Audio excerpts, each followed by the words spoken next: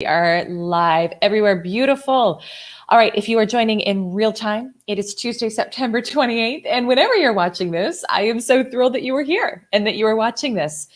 And if you are new as well, welcome. Just so you know what's going on, every weekday morning, just about every weekday morning, unless I'm traveling or something, we come together live at 8:30 Eastern to talk all things sales, wealth consciousness, mindset up leveling so that you can start your day super strong. Sierra, good morning. Oh, it's so good to see you. I actually just messaged you on Facebook. So you were probably on the same wavelength. You get the first one here award for today. I love it. So a couple quick things, and this is probably going to be like a speed round of the morning sales supercharge. Hey, Sherry, good morning. I've actually got a photo shoot at the top of the hour. Hence the a little more done up today. So we're going to try to keep it kind of speedy this morning, but I wanted to do a quick PSA about Sedona, and then we will jump into today's conversation, which is parts 5 and 6 of the self-confidence formula from Think and Grow Rich. So super quick on Sedona.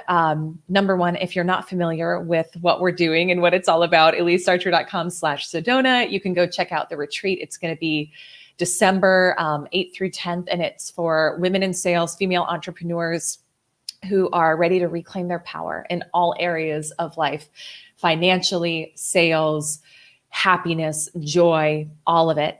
Our room block is about 50% sold out. So get it now. We just opened it up a couple days ago. We're about 50% sold on the room block. So go get your room block now while it's still open. Okay. So, and I know Sherry, you're going. I'm so excited to have you there and to give you a social distance hug in person. Gail, good morning. Michelle, good morning. So good to see you ladies today.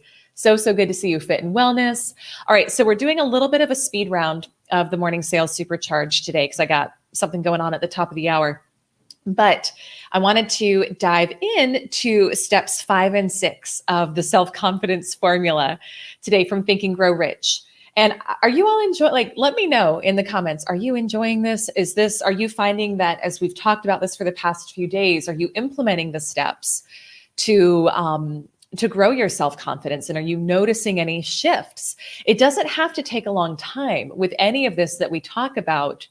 It can be today that you're feeling maybe in a bad place, maybe feeling not so confident, and you start implementing this stuff and you can shift it in a day. It doesn't have to take very long at all. It just takes putting these things into place. So I just want to encourage you and affirm you because we all have them. If you're in a place of feeling less than confident, of feeling like maybe you're down on yourself, you can shift it really, really fast. You don't have to stay there for long, my friend. Okay. Sherry saying, love this, was just listening to this chapter on my walk. Oh my gosh, I love it. Beautiful. Okay. So we'll dive in then and we'll kind of do a deep dive into these steps, and I'll share some perspective on them. So if you want to know the first through the fourth step, go back and watch the past 2 live streams because we don't have time to get into today. But here's your 5th step for building and cultivating self-confidence. Napoleon Hill says, I fully realize, and I actually love this one. I think this is my favorite. I fully realize that no wealth or position can long endure unless built upon truth and justice. Therefore, I will engage in no transaction that does not benefit all whom it affects.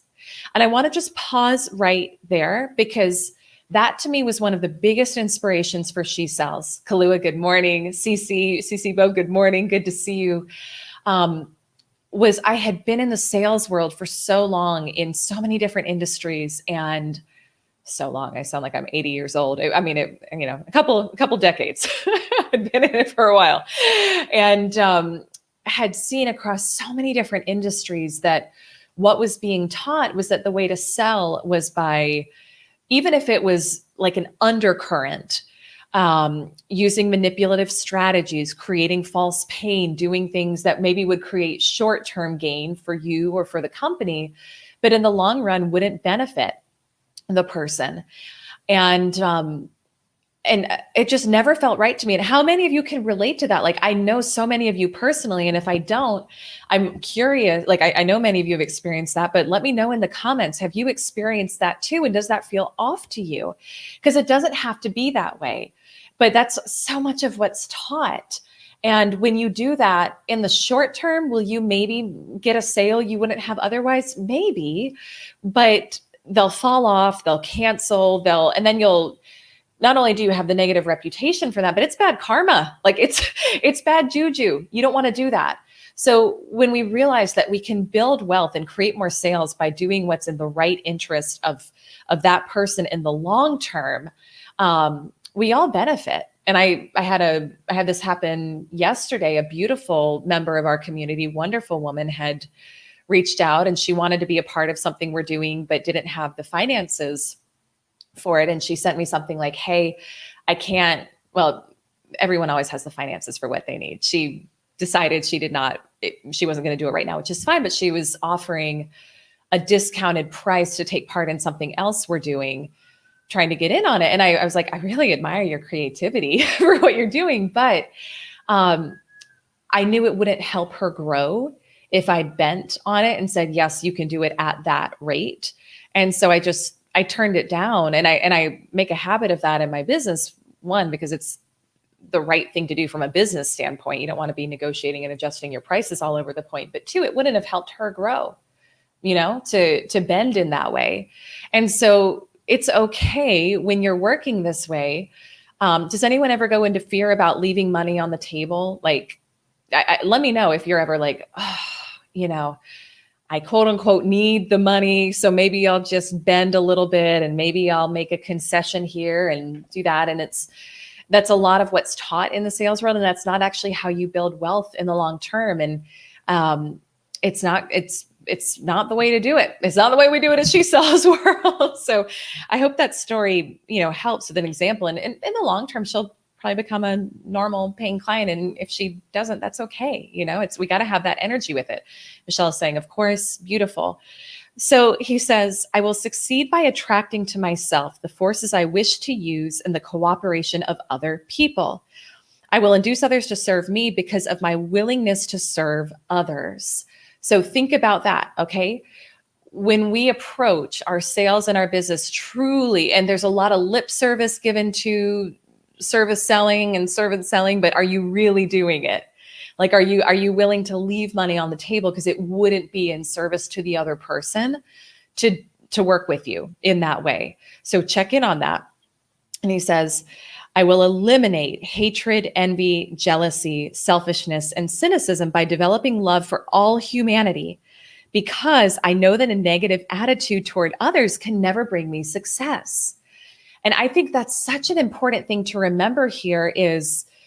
This is a conversation we have often. And many of you who are members of the 10K club, you've been in on these conversations, and they come up where we'll see someone who's farther along on the path. They're doing what we want to do. And it's easy to go into jealousy, and it's easy to go into envy. And those things will block you. Those emotions, those lower level emotions will block you from what you want. And so what we talk about doing in the community when that happens is celebrating that person, because the only reason you could recognize it and want it is because it's in you as well. That's the only reason that it triggers you, is that that's also meant for you. But if you come at it from the energy of envy and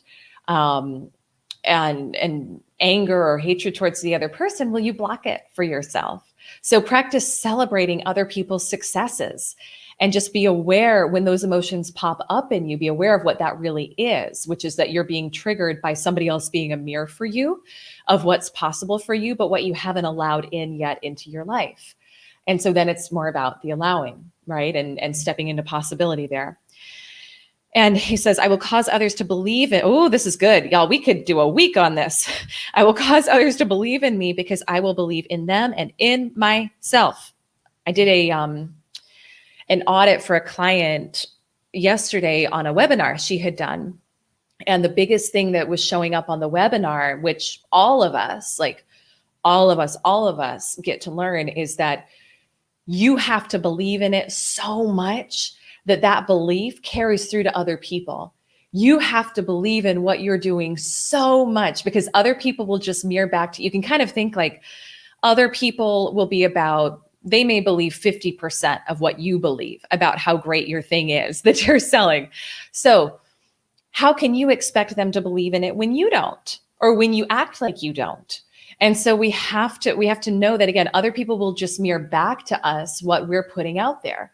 So how are you believing in your product, your service, and yourself? And are you taking inventory of client testimonials? Are you thinking about client transformations that you're providing? Or even if you're starting your thing and you don't have clients yet, you're starting it because you're passionate about it, right? Or you've maybe helped people for free create transformation. So how much, just think about the transformation you've created in the lives of the people you've known, like friends, family, and anchor into your confidence that way, because your belief will become their belief always. And that's critically, critically important for us to grasp. Sixth step here. I will sign my name to this formula, commit it to memory, and repeat it aloud once a day with full faith that it will gradually influence my thoughts and actions, so I will become a self-reliant and successful person. The biggest thing I would take from this, because I don't have this thing written down that I read every day. Now, if I did, maybe my results would be better. I don't know. But the biggest thing that I would take from that is the repetition. It's the repetition. Whether it's with your affirmations, whether it's with your mindset work, whether it's with your process, I'm watching our son now learn to walk, and he's not quite there yet. He's a really fast crawler. He's like the fastest crawler you've ever seen. This kid can scoot across the floor. But he's not quite walking yet. But every day we practice, and every day he gets a little bit better. And we tend to forget that when it comes to our mindset, when it comes to our wealth consciousness. Like, we start to get bored even with listening to the same thing again and again. I don't know if anybody can relate to that, but Dr. Joe Dispenza, one of the things he says that I think is so powerful is, the moment I begin to get bored with my creation, with what I'm creating, is the moment I know it's about to happen. Listen to that. The moment I get bored with my creation, so talking about like what he's creating in his mind that he hasn't physically created yet, is the moment I know it's about to happen. And it's just like the story in this book that we read a couple weeks ago about 3 feet from gold. It's right before you're about to quit that everything is coming together for you. Okay. So we have to push through that. We have to keep going. You have to be willing to get a little bored with the affirmations and with what you're creating. And it's in that moment where you're like, I don't think it's going to happen. I'm just going to throw in the towel. That's the difference maker. It's right there. It's right there. It's right there. So if you're there in this moment right now, just know, I want you to think about it. Literally, you are 3 feet from gold right now. Okay. And picture and know that what you want, Michelle is saying, right. Oh, Mark, good morning. Thank you for the thumbs up. It's right at that moment that you have to keep going, because it's right on the cusp, but it can only come in if you keep going. Okay. So it's the repetition and the willingness to be a little bit bored with it before it happens that will bring it in for you. All right, my friends. So those are your 6 steps. I hope you all enjoyed this. Let me know in the comments. We're still going through Think and Grow Rich together in the mornings, but that's your 6-step formula. And if you joined a few minutes late, just a PSA, a reminder, we're about 50% full on the room block for Sedona right now. So if you're wanting to come and you want to get in on that room block, half price on the rooms at our resort, our Enchantment Resort in Sedona, December 8th through 10th, go to elisearcher.com/Sedona to grab your ticket. We've still got an early bird discount going on, $1,000 off tickets through October 15th. And then we've also got, like I said, I think we're right about 50% full on the room block right now. So grab your room block discounted room today as well. So, all right, my loves, that is it. That is it for you today. I'm wishing you a beautiful rest of your day, and I will see you tomorrow morning at 8:30 Eastern. Lots of love. Bye for now.